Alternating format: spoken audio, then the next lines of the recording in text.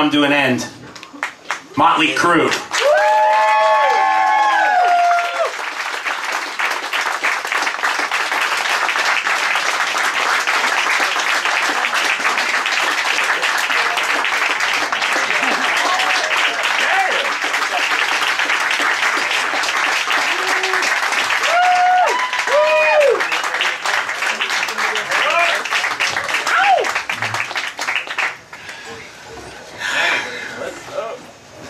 How you fellas feeling? Dead. Perfect. Sounds like nothing's changed, right? I feel like Mick. I feel dead. Is Mick now a synonym for dead, Mick? I feel like Mick. What? Let's start off. Let's talk to Vince first off. Tell me, we were talking before you guys got here. So many bands use the word farewell, and farewell's kind of like so long. I might come back. Yeah. Right? You guys are going to do something here that I've never heard anybody do. You're going to sign a document. This is the final tour. Tell us about, we'll start with Mickey and Vince. Tell us about the final and the idea and how this happened. Like, who started it? Well, I mean, we started talking about it a few years ago, and we don't want to be one of those bands that maybe have one guy left in it or somebody's brother or something like that. We want to go out with the 4 founding members of Motley Crue and go out on top, and leave a legacy of a band called Motley Crue.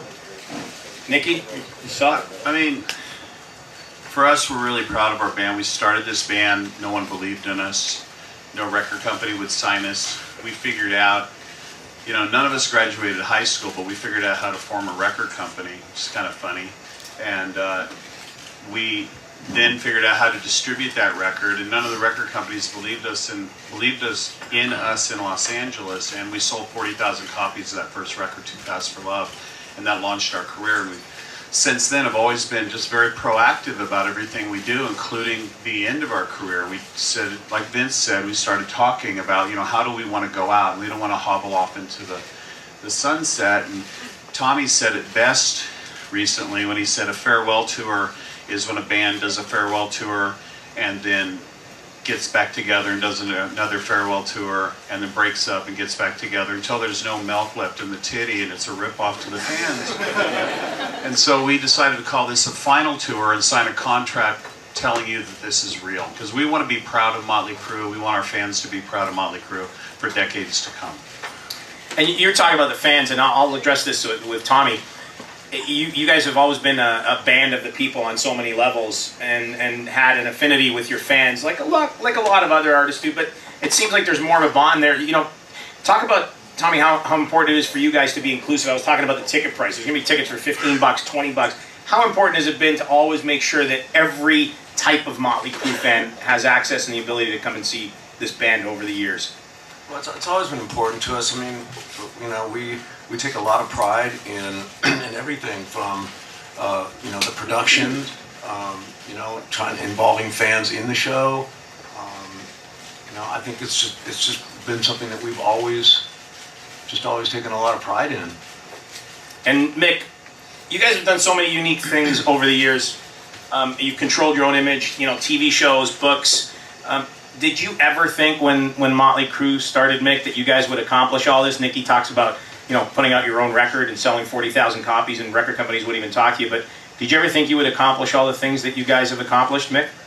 I would say, for myself, we had every intention of doing and accomplishing everything that we did. We did it. We're now announcing our final tour.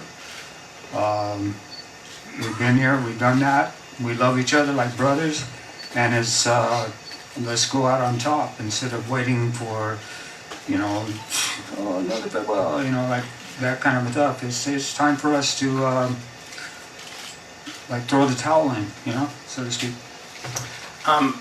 Nikki, why go out now when you guys are still, like, bands, as limped to the finish line on so many occasions, and milk that cow for as long as they can? Why go out now? I mean, you guys are young, you still look great, you could do this for a long period of time. Why pick this tour?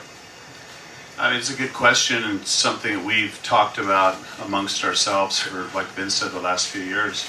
It's because of that. It's because we are on top. It's because we are, holding it together and we're playing better and sounding better. We want to leave a legacy. We want to have some dignity. We feel that there's a lot of bands out there that don't have dignity. We started this band because it's something we believed in, rock and roll. We want to call it a day, and like I said, be proud. It's pretty embarrassing what's happening in the state of music with bands out there. There's, I don't want to name names because I just don't think it's really my place, but there's so many bands out there that they're ripping you off. And we're not going to do that. We're going to take some questions in just a second, but before we take those questions, you're going to do something after this. The tour 2014, when the tour is over, however long it goes, the next couple of years, you guys all have side interests. You're businessmen. You write books. You do all. You're creative. You're DJs. You're session musicians. You do all kinds of stuff. But Vince, tell us what are your plans for when the tour ends? What are you going to do? Well, I've been in the restaurant business for a long time, and so just continuing that, and also music. I'll never stop singing on stage, and kind of carry that Motley banner, with me with all the concerts that I go to, that I perform at. So looking forward, to just. I'm not ready to kind of stop. I have to have music in me, so I'll be continuing that. Nikki, what about yourself? I have a side project, 6 a.m. That's something I'm very passionate about. I'm going to keep doing that. I have a radio show that I do, working on a Broadway play, continue to make music. I think all four of us are extremely creative guys, so it's exciting for me. I support my brothers and what they do outside of Motley Crue, so it's going to be cool to watch everybody doing their own thing as well. Tommy, yourself? I've got some big surprises that I can't talk about at the moment, but just know that there's things. And they'll always be interesting Yes. and entertaining. And Mick, what about yourself? I just recently moved to Nashville, so I got lots and lots of musicians to work with. I plan on seriously pursuing my solo album now, and coming out with a book about myself, but I might write it backwards, from death till I was born. I'm not sure on that one yet. But yeah, I've got like lots of people in Nashville, besides country people, blues people, jazz people, all sorts of stuff that I should have a very diverse album. It'll be a lot of fun. We're going to open it up to questions. And again, tell us who you are, where you're from, and what your question is. So who's got a question here? First question. Back here? Go ahead. Hey, Brooke Ellis from Classic Rock and Metal Hammer. How you guys doing? Hey. The final tour sounds like the door may be open for one-off shows or maybe even a Vegas residency. Is that possible? I'm definitely not looking at it that way. We're going to finish off this tour, which will last, could last 2 years, maybe a little longer, before you finish out the whole world.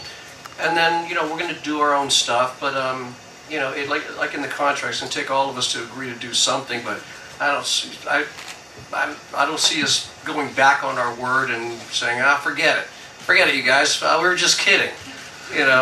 No, it's we won't be doing any more concerts. And is Saints of Los Angeles the last word as far as new music or a new album? Just have to see. Okay. Angel Orozco, the American Forces Network. First of all, I'd like to thank Nikki for Sixth Sense. We aired that on the American Forces Network. Appreciate that. On behalf of the troops, thanks for kicking ass for all these years. Next, I was wondering, in the last show of this final tour, on the very last concert, what do you think your emotions will be as you walk off the stage for the final time together as Motley Crue?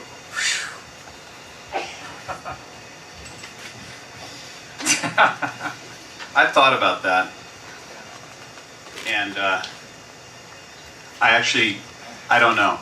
I imagine it's going to be emotional. It's gonna be. I've known these guys and they've known me and longer than we've known anybody except for our parents. Longer. We've been through everything together. So there's going to be a lot of emotions going on. But you know, this is a celebration. It's not a bad thing.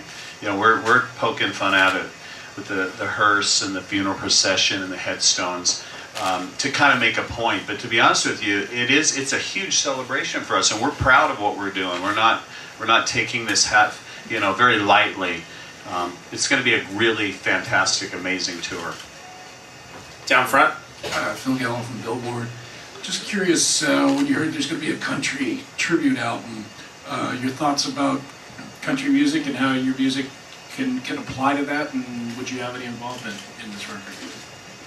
I'm looking forward to it. When I first heard about it, I think it's going to be fun, you know, and I think it's going to be pretty cool to bring Motley Crue maybe into some lives that, or you know, some country people maybe heard the name but have no idea what we're about, and they have some of their favorite country stars playing some of our songs.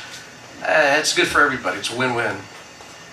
I think it's also interesting to like, if you hear country artists, how they can take and twist like a rock and roll song around, and it's like totally different sounding, and you go like, whoa, that's kind of whack. But you know, I think it's going to be really cool. Cool. Hi, I'm Bridget Grisfield from the Music in Australia. Just wanting to check that you're committed to bring the entire production down to Australia. She's right down here, down front, here. guys. Oh, okay, there you go. She's kind of short. You can see her now. Not a scaled down version, because it's really hard to plan these days. Right. Well, we're just working on the production ideas right now. We're just in the beginning stages. We always try to take as much as our show everywhere as we can. Sometimes it doesn't fit in certain places, etc., etc. But I hear what you're saying. You feel that sometimes in Australia you don't get the A+ show. But we've done our best to try and do that globally throughout our career. Hey guys, Sam Dunn from Banger Films in Toronto. You know, a lot of people here in this room spend a lot of time talking about the legacy of Motley Crue. But I'd like to hear from you guys, you know, in 5, 10, 20 years. If you could sum it up in a few words, what would you want the legacy of Motley to be?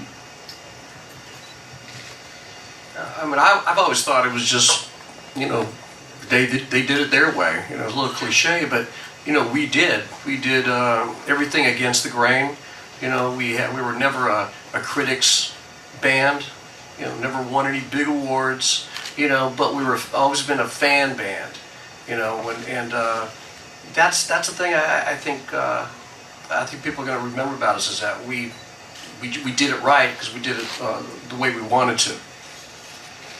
Hi there. What's your name? Hi, I'm Alana from Hot Rod Magazine. So this is sponsored by Dodge, so I wanted to know, what are you guys driving? What was the question?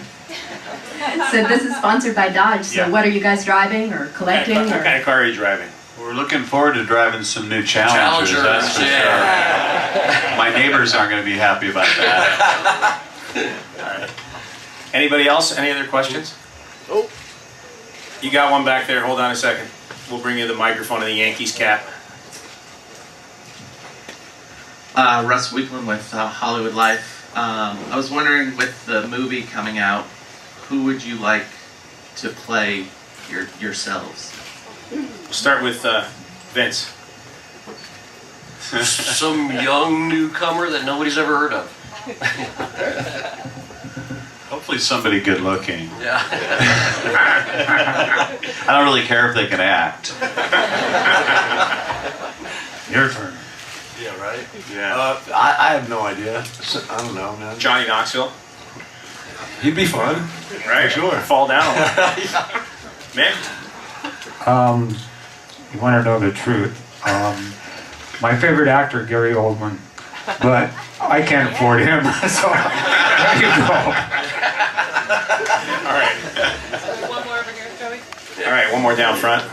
Hey, Tim Bingham. I'm helping my roommate who works for Detroit Here magazine, and I asked this question not as Motley Crue, but as people who just enjoy making music.